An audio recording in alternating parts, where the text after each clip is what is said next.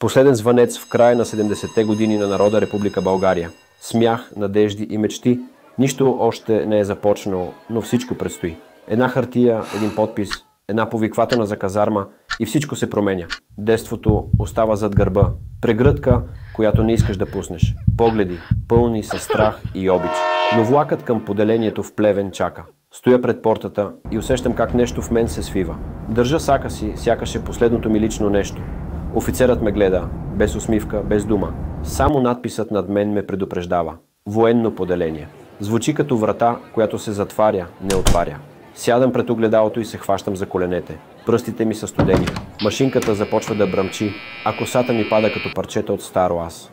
Гледам отражението си и не го познавам. Това вече не съм напълно аз. И никой не пита дали съм готов. Пред мен е другият новобранец, но усещането е, че гледам себе си. Ние всички ще станем еднакви. В косите, в мислите, в крачките. Военната униформа на леглото чака. Не ме кани, а ме изисква. Тишината в помещението е по-силна от всяка заповед.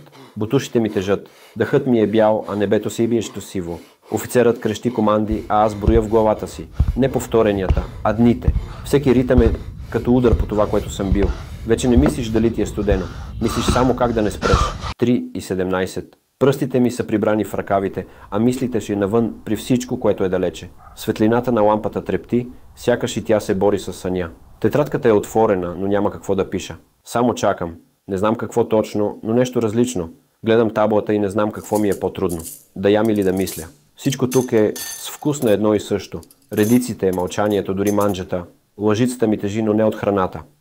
А от мисълта, че може и така да изглежда животът занапред. Безвкусен, подреден, предвидим.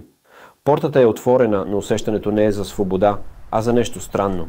Носиш сака, държиш документа за освобождаване и си мислиш, че всичко свърши. Но после разбираш, част от теб остава вътре. Не ти я искат, ти сам я оставяш.